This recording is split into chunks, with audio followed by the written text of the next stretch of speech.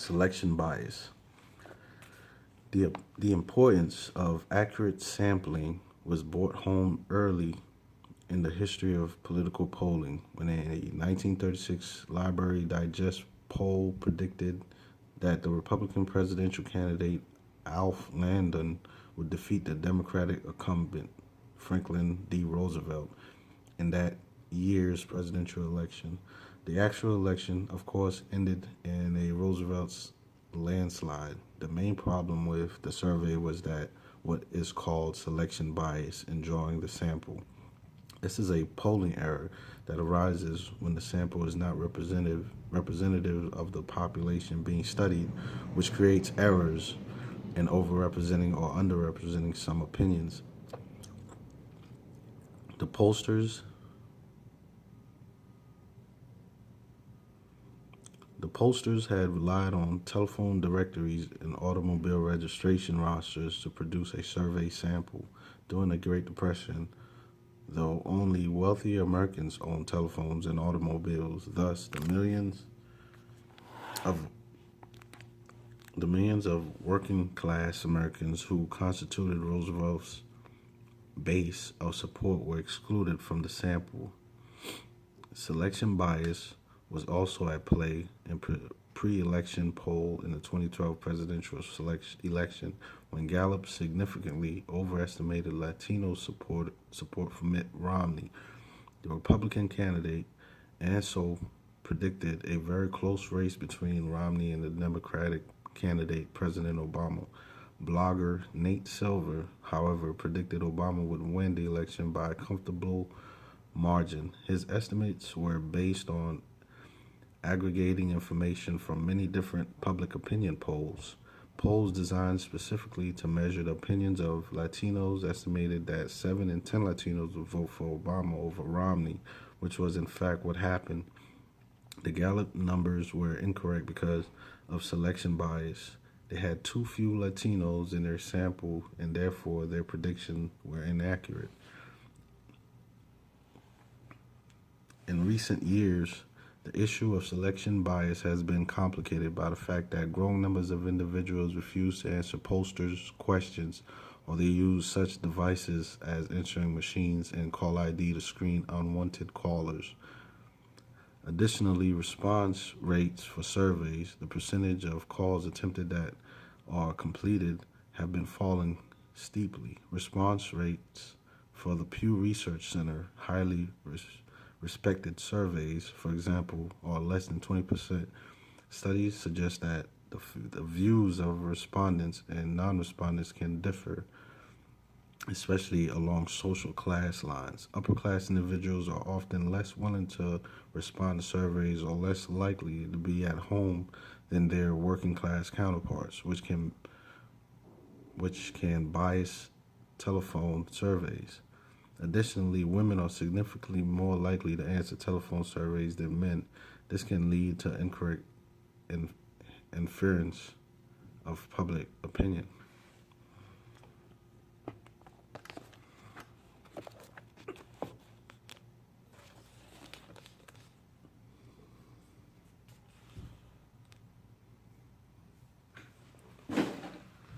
Push polling. Push polling introduces a different type of bias into public opinion polling. Push polls are not scientific polls, as just discussed, and are not intended to yield accurate information about a population. Instead, they involve asking a respondent a loaded question about a political candidate designed to elicit the response sought by the pollster and simultaneously to shape the respondent's perception of the candidate in question. One of the most notorious uses of push polling occurred in the 2000 South Carolina Republican presidential primary, in which George W. Bush defeated John McCain and went on to win the presidency. Callers working for Bush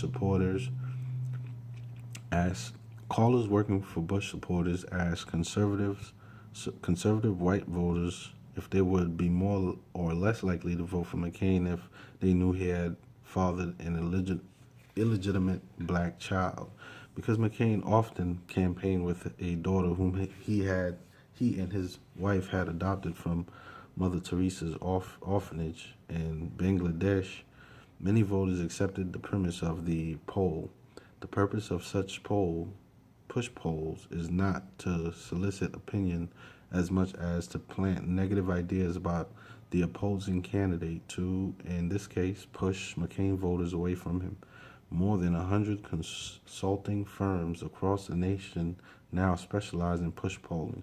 Push polls may be one reason Americans are becoming increasingly skeptical about the practice of polling and increasingly unwilling to answer pollsters' questions. The bandwagon effect. Sometimes polling can even create its own reality. The so-called bandwagon effect occurs when polling results influence people to support the candidate marked as the probable victor. This is especially true in the presidential nomination process, where there may be multiple candidates within one party vying to be the party's nominee. A candidate who has momentum, that is, one who demonstrates a lead in the polls, usually find it considerably easy to raise campaign funds than a candidate whose poll standing is low. And with these additional funds, poll leaders can often afford to pay for television time and other campaign activities that will generate positive media attention and thus cement their advantage. Public opinion, democracy, and your future. This chapter has focused on the role of public opinion in American politics. A major purpose of democratic government, with its participatory procedures and representative institution, is to ensure the political leaders will heed the public will, and indeed a good deal of evidence suggests that they do. Some political scientists argue, however, that government policies is much less responsive to public opinion on the issues that really count, and that when the interests of elites are at stake, government officials are much more likely to represent the opinions of the affluent than the poor. But new technology may be able to help.